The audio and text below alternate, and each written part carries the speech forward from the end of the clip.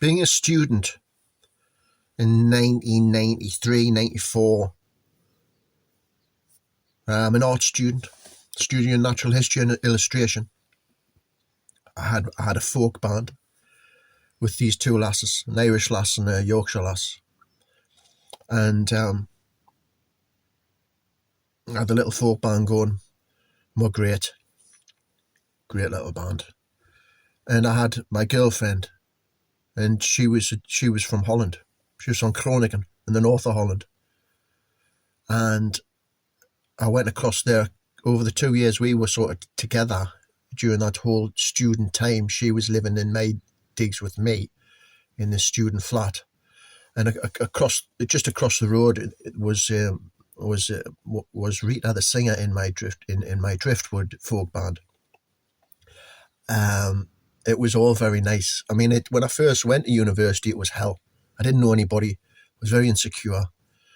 All I had was my Vespa mod scooter and my mod Parker, and I would just drive around on my mod scooter. I had the mod scooter the whole time, and because before that I'd had long hair for a long time, being in bands, heavy metal bands and indie rock bands. But when I went to university, it was got the haircut, got the Beetle mop top, got the Vespa scooter, got the Dutch girlfriend, exotic, and I had a great band with these couple of lovely young lasses, and we're all young and we're all lovely, and it was all great for a while, and then studies end, reality sets in, everybody just scatters to the wind, you're going to other jobs. That's what the study was for. I dropped out. I met up with this lad who was in my class years later, and he must have been, he met up with a tutor of my class, and he was saying, I think he'd said in a sort of clever shade sort of way about me dropping out of studies, dropping out of class and not taking exams, And the tutor had said to him, he says, the best ones always drop out. Yeah. The best ones always drop out. I thought that was great. And it was probably true. He would now, wouldn't he? And so everybody scatters to the four wind. I am in love with this lass. She's a bit younger than me though. She's like, when I'm sort of 27, she's like 21. I mean, I was never spoken about really much the age difference at all. I mean, she was a bit more mature, or seemingly more mature for her age, and I was definitely not mature. I was probably a 21-year-old myself, going on 27. I was still lacking. I was lacking. And I always put that just down to this sort of dreamy rock star thing, where I'd been in the heavy metal band in my teenage years and got to do all the rock star stuff. So I hadn't left school and become a welder or a plumber. I wasn't around old blokes grafting, and beat. I didn't have the responsibility of a young wife or kids or anything like that, really. It's just, you're just going from one band to another band, and then you're at college and university, and it's all just one big party in it, so you're not really sort of mature, and I didn't anyway. So I went to, with my girlfriend, avoiding work like the plague, I decided, why don't we go to Spain and put hair braids in the hair of the tourists, which is basically sort of long hair, colourful threaded tubes that you'd weld into a strands of hair, a clump of hair. It was just kind of the in fashion, amongst the British at the time. So, and it was a hippie sort of thing to do, you know. We got that idea from Rita, the Irish singer in the band, Driftwood. She'd been doing that, and she showed my Dutch girlfriend, she showed her how to do it first, because I was just, I'll just go busking. I'll just go busking. So one day, everybody goes out to Newcastle city centre, and all sitting on rugs, all these students, and is with them, and Rita, and starts hair braiding for the first time with all these students, you know, the sort of all the locals in this town, working class town, and I'm standing outside the shopping centre with my acoustic guitar, and at the end of the day, it was, you know, you said, how much have you made? And it wasn't very good, you know, just banging away on an acoustic guitar and trying to sing above the noise of the city. And it was probably about 15 quid. I mean, it was that bad. I said, well, how much you made, like, with the hair braiding? Sitting, I've seen you, I've been watching you, you seem busy. And then she pulled the money out, sort of, well, I don't really know. And I was like, fucking hell, there's like 200 fucking quid there. I sort of marched over to Rita. I says, Rita, fucking slam the guitar down. I says, show me how you do that. How do you hair braid? And she was just laughing. So, you know, a couple of days later, she showed us, and we did do a little bit in Newcastle. But, you know, everything was coming to an end then.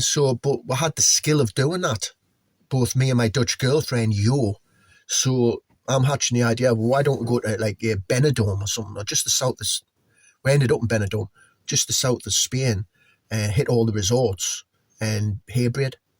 And that's what we did. So I mean, all that period of my life's another story. It's quite fun as well, quite a fun story, you know. I mean, you know,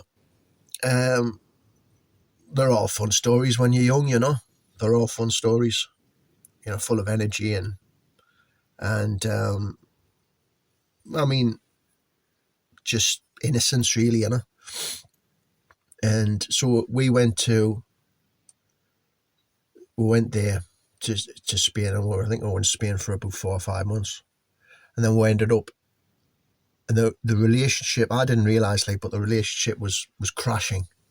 She'd changed her mind. So by the time we got up to Groningen, I was in an apartment. We're in an apartment for about a month, and I'm looking at MTV, the music station in this apartment. She's out doing some job, and I'm just like lying about being a musician, you know, doing out, just watching MTV, really. And I'm seeing all the Britpop bands coming on, and I'm thinking, I've got to go to London. And I'm thinking, you know, it's all happening in London. I've got to go to London, give it one last go, seek me fame and fortune. You know, it's the end of 1995. Britpop's kicking off.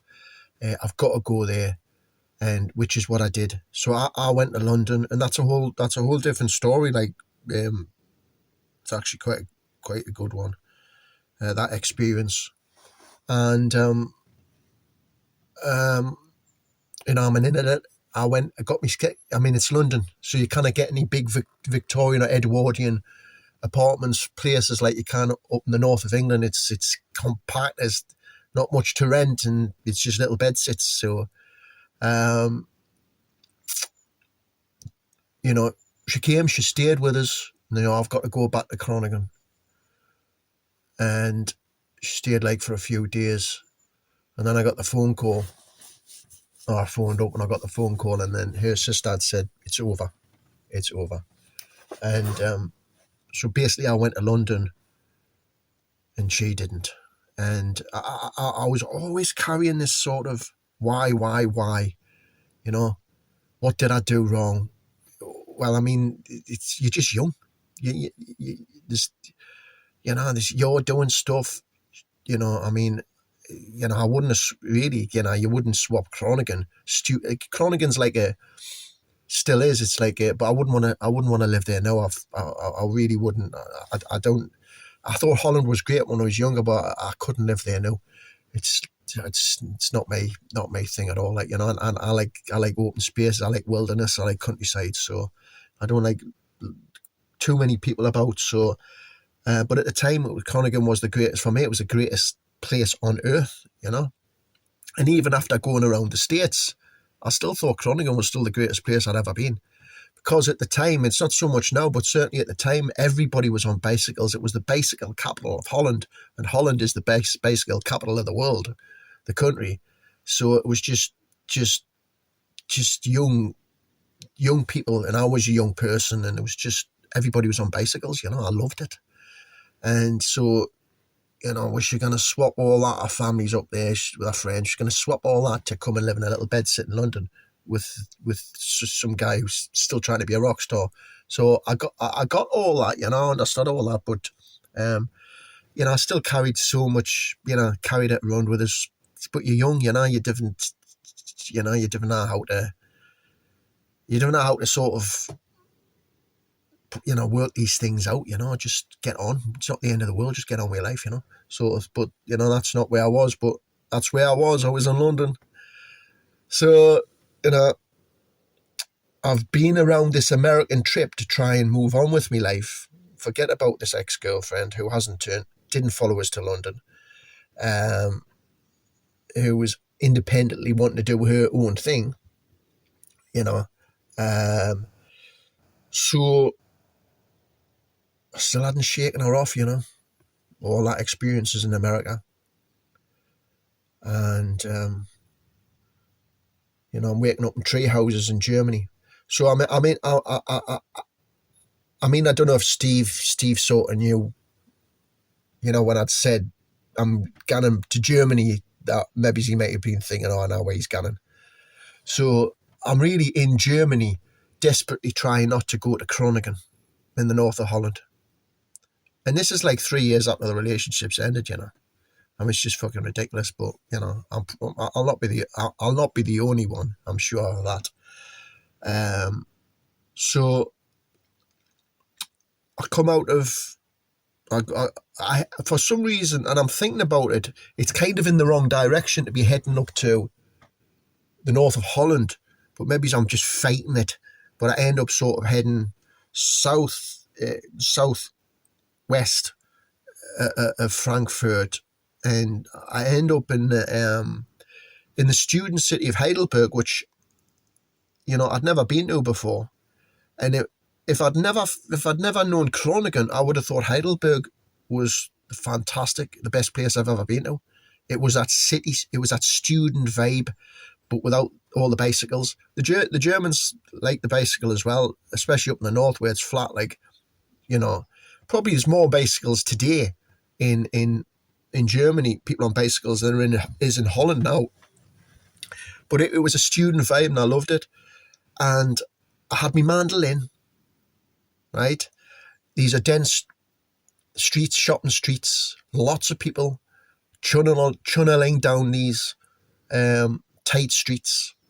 So I'm busking I have my mandolin, so I'm in Heidelberg, and there's a lovely river. The River Rhine runs through Heidelberg. It's a very old city.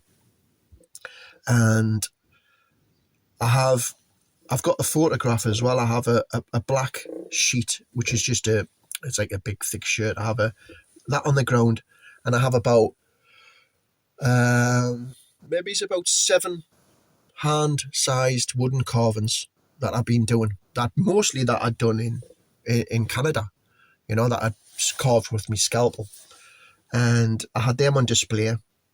Not really wanting to sell them, but just thinking, well, if somebody gives us enough money for them, I'll sell them. And I'm playing that. I'm sort of sitting down, playing the mandolin, and now there's money going in the hat. So this is getting better. This is better straight away. You know, you can't hitch a lift to save your life in Europe like you can in Canada, but you busk and have a hat out, and just because there's people there, you know, there's money. So you know, I'm not making a fortune, but you know, it's doable. You know, I can eat, and you know, and it mustn't have been that good, like, because I was still hitching. Because if it was that good, I would have bought train and bus tickets. So it couldn't have been that good, but it was still a lot better than what I was used to, just because of the amount of people. I remember sat there having the mandolin down to one side, and I had somebody's probably give us a cup of McDonald's coffee, and I'm halfway through it, and I'm just sat there and holding the coffee, and this old woman comes, and there's a big clunk, a splash in the cup, and I was like, oh, what? And the old woman, she thought I was sat begging with a cup. She dropped the money in it. I says, oh, and then she was like, shocked you see that I'm pulling the money out. I'm so fuck.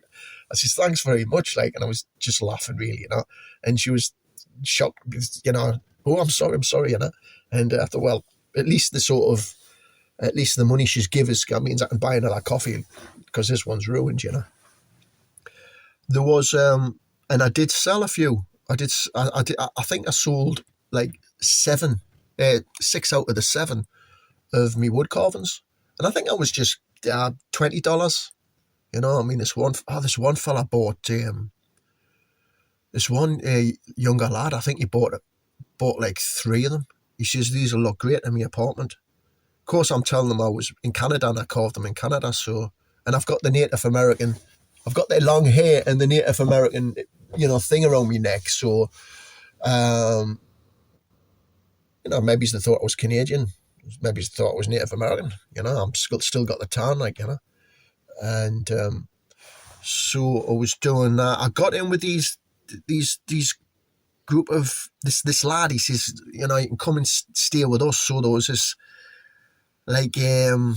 house in Heidelberg, and there was just Germans, and this lad was French, and he had a lass, and I hung out with them for basically a week, and I mean,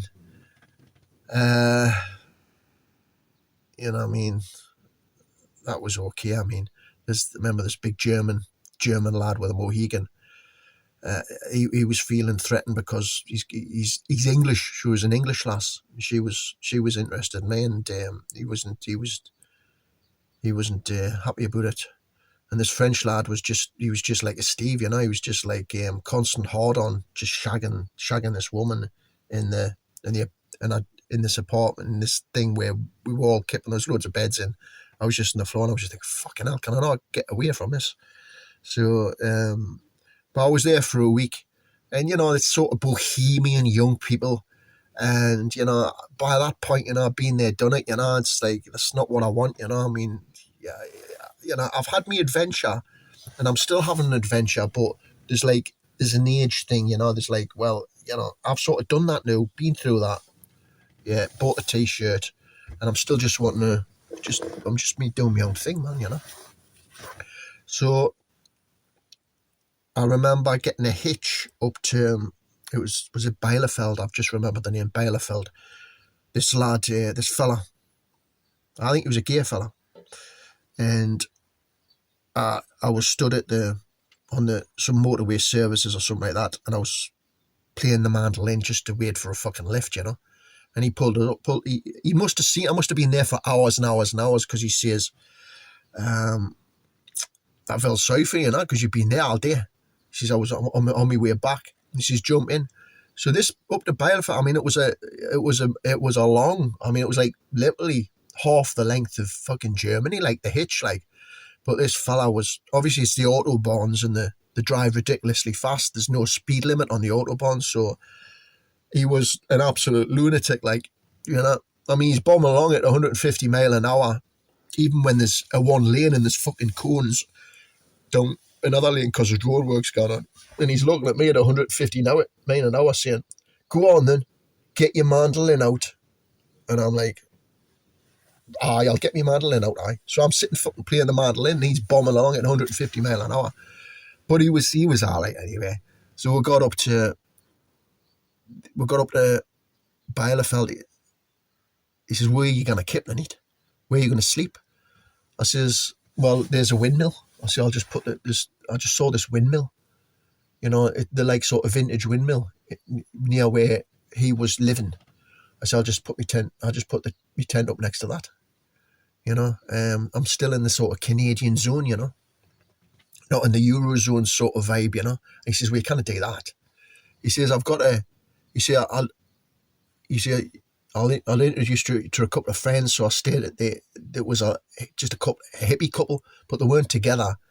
She was very interested, but I didn't go there, you know, because they were sort of a bit crusty, you know, crusty hippies. Nice enough. I mean, she was canny enough, but you know, I remember staying there for a couple of nights or something. And she sort of gave us this little memento, like when I left, you know, this little thing she'd cut out of paper, like shadow cutting thing. Can't describe what they are. And then I remember being up into another big town city further up north, just kinda on the way to Groningen, but not, you know, not really trying to go there, but seemed to be going in that direction, not admitting it to myself. And I remember by this point, I'm about 200 miles away from Groningen. And I stood outside the city junction, going on the motorway for fucking 2 days, man. 2 fucking days I stood there, not one fuck I stopped, you know. So obviously the money was way down, or so I would have just got the bus, you know. But I eventually did get a lift off these 2 young lads saying, fucking hell, man, you've been here for fucking 2 days. We had to stop. But that only took us about 20 mile up the road, you know, because they were only gone 20 mile up the road. But I think that sort of loosened the top a little bit. I think I must have got another. I remember getting a lift off this fella. He was a young lad as well. He was offering us a job to come and work on. He was like a joiner, putting roofs up on buildings, you know, like fixing roofs onto buildings. He says, fucking money's amazing. Like, he was in a nice pickup, like a nice truck. No doubt about that. Like, he was making the money. But I was just, I couldn't do that, man. I said, I couldn't do that. I'm scared of heights, man. I couldn't do that. And no, that's not for me. But he was a canny lad, and I think I got a good lift. So I've eventually getting to Groningen, you know, trying not to. And I walked into Groningen in the market square, and my ex-girlfriend used to do part-time in the market square, right? And there'd be different stalls, just sort of knick-knack craft sort of stuff, you know, hippie shirts and that, little bits of jewellery, just stalls, you know, in the market square. So I've walked into there. Now at this point, I am clean looking. I've always kept myself clean looking. I've got my hairs long. I've got this hippie sort of tea cozy hat on. You know, the weight's off. I've got the Native American necklace on. I'm just looking like the hippie traveller. Now, I don't look like the guy that she knew 3 years earlier, the mod with the short hair. I don't look anything like that now, you know. But I look like, I do look good, like. And, well, everybody looks good when you're young, like, but I did look exceptionally good. So I'm walking into this market square, and it was a sister who was working where she was working on the store. So I goes up and says hello. She says, go on, give us a hug, then give us a hug. So I give her a hug. And she says, oh, you'll want to see you, this lass, my ex-girlfriend. She says, she will want to see you.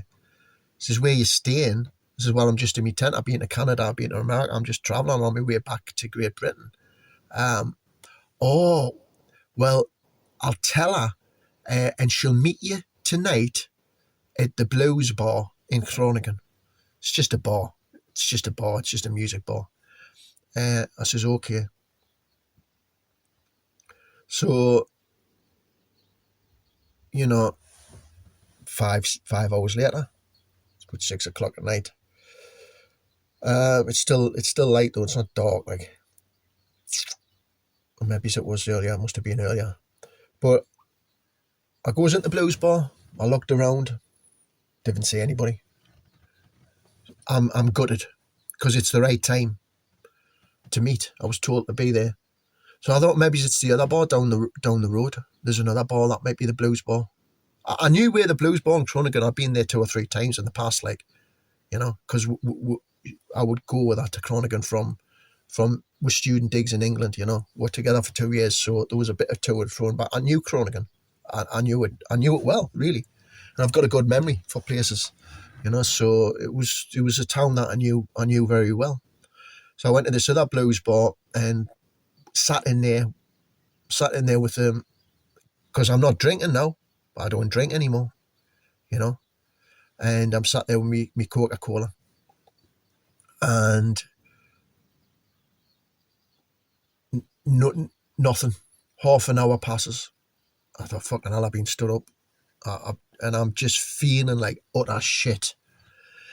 Well, one last time I'll go back up to that other blues bar. Maybe it's one last time. I very much doubt it, but I'll go. So I go, I look, I open the door, and I look in. I look around the bar. She's not there. Defeated. I turn back and I walk out. And then as I'm walking away from the closed door outside, there's a shout, "Rob, Rob." And it's her. And what had happened is she didn't recognise us. She saw this fella come in and walk back out again, and she hadn't realised it was me. And then when I've came in the second time, and that's happened, she's sat there, she said, is that him? So she came out and she's grabbed us, not giving us a hug like her sister. She said, come on in then, come on in. So we go in, and she's cold. She's cold. And sat in there. I'm just telling her about what I've been doing, where I've been. And she's been cold. Friendly, but cold. You know? And I remember she said something, and she said something, why did you do that? And I says, well, I thought I'd get this in. I says,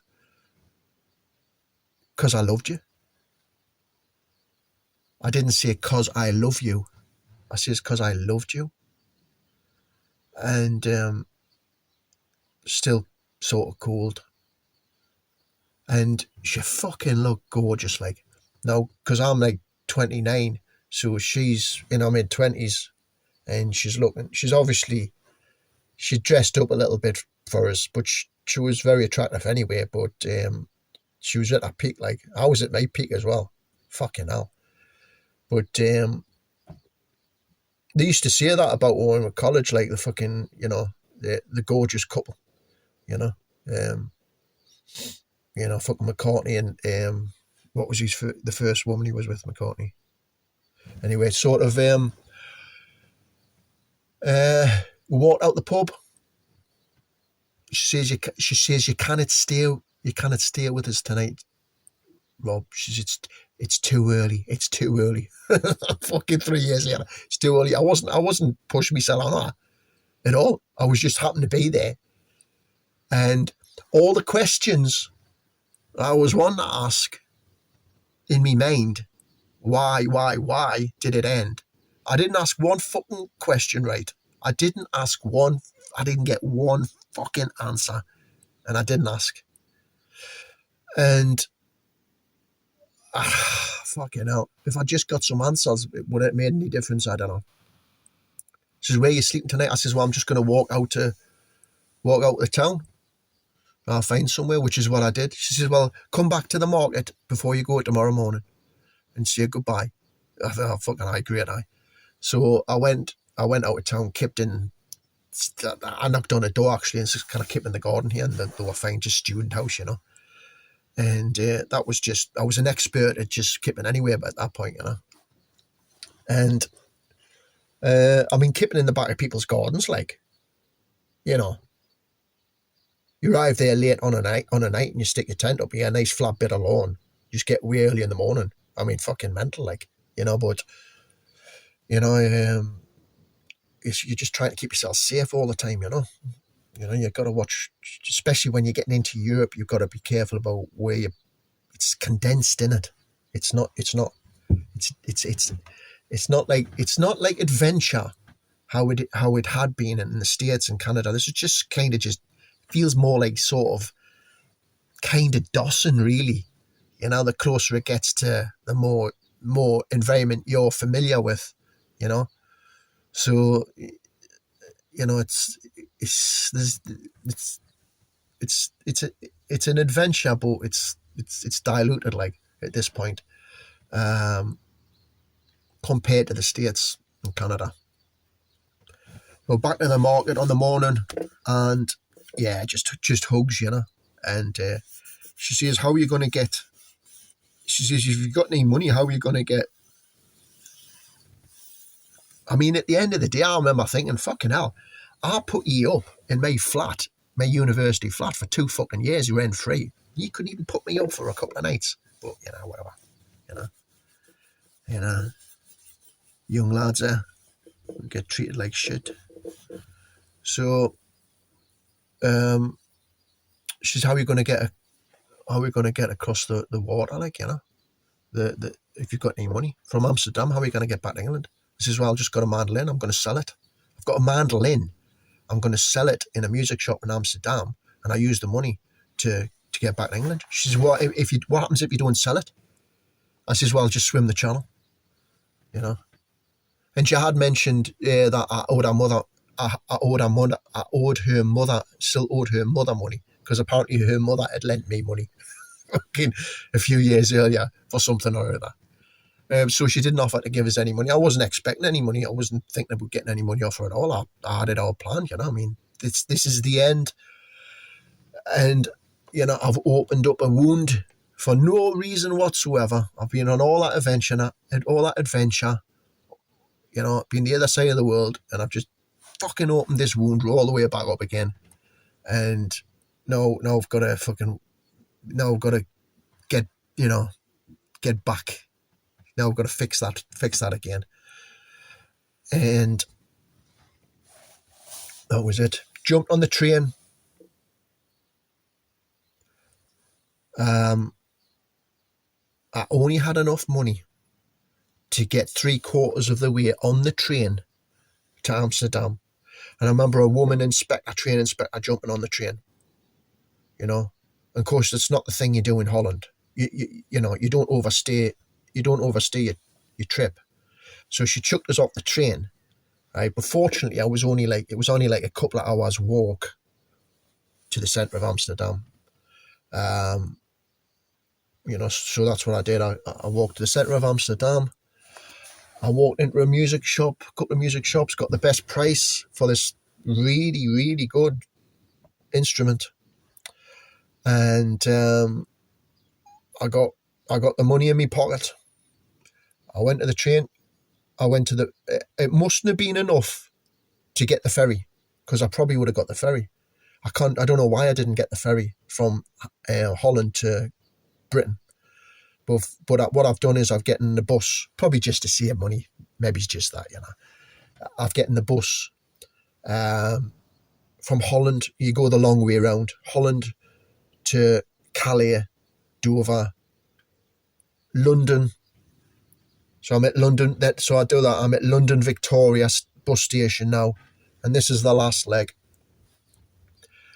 And I'm heading north on the bus, the coach, from London back up to the north of England, where I plan to stay with my brother until I work out what I'm going to do next.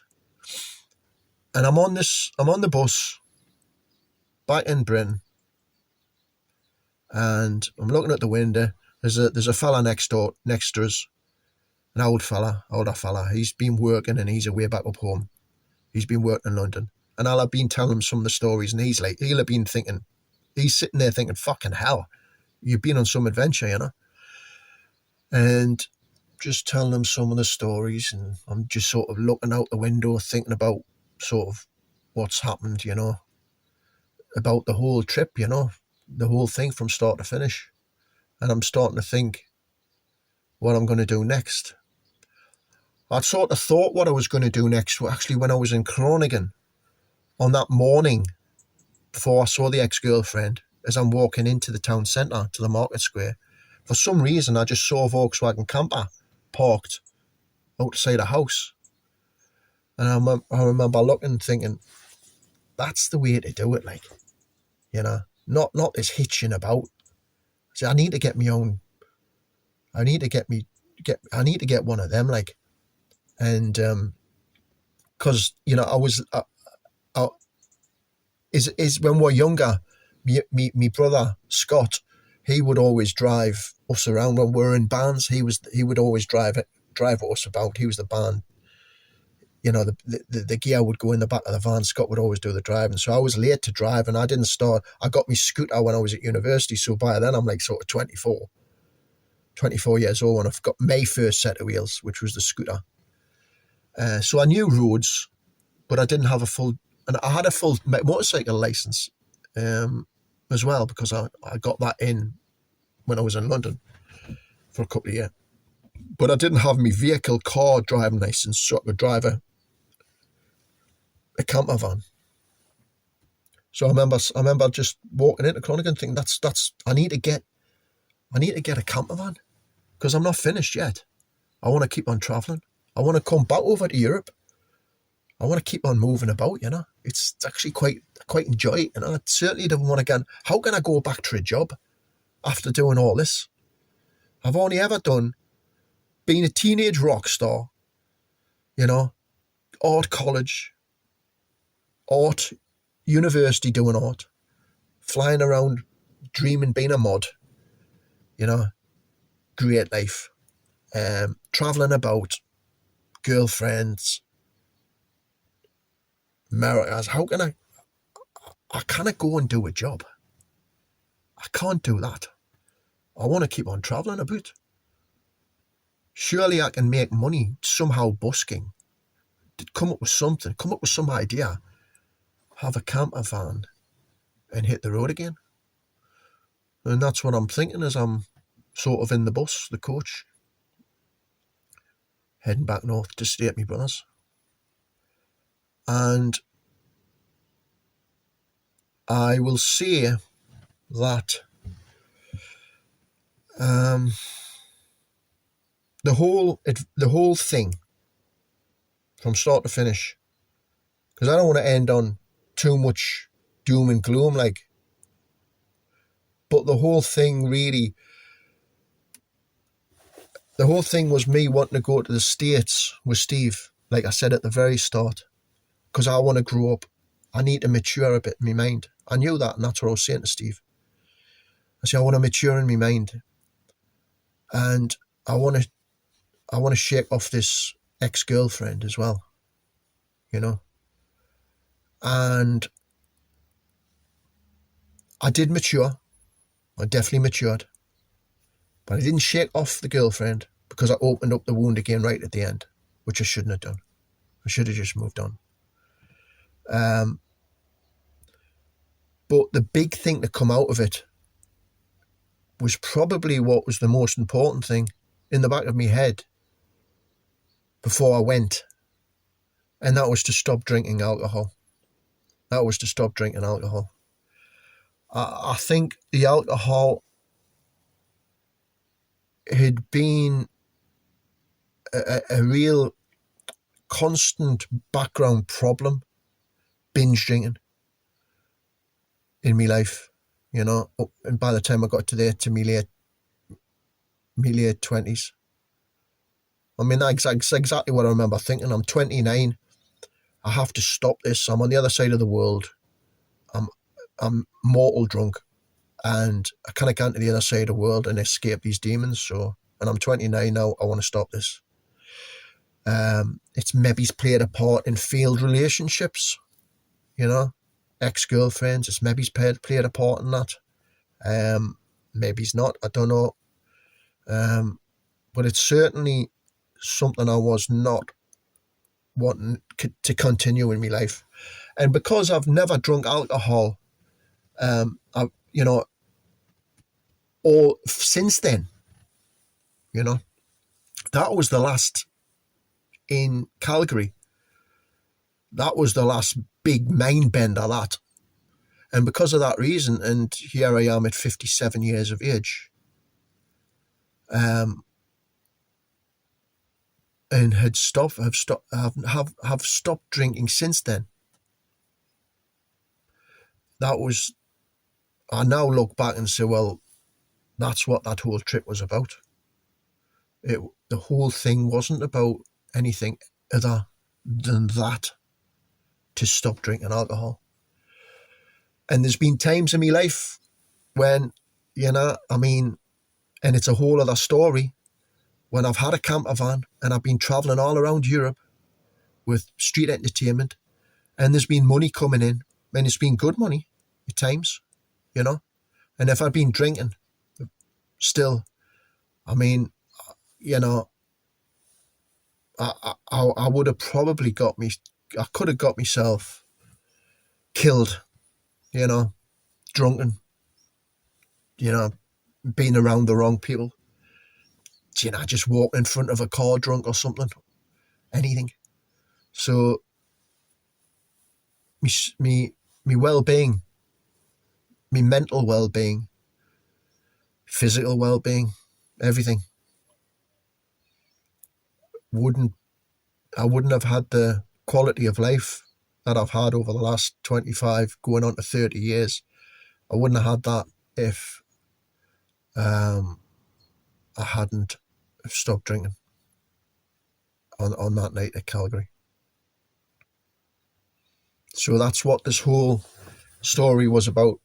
And you start talking, and as the story goes on, you're sort of reminded, and you think, yeah, it was a great adventure. But the ultimate thing of it, right at the end, was for me, my journey was to break free from that grip of alcohol. And Steve had his demons, and everybody has the demons to a certain degree, and we all work it out in our own ways. We all do our own thing. We're all on our own road movie, and but it was a hell of a trip, and it wouldn't have been what it was without Steve, Steve's character, and without all them people that I met on that trip. And timing was right, the age was right, everything was right. And I hope you've enjoyed this story. Thank you.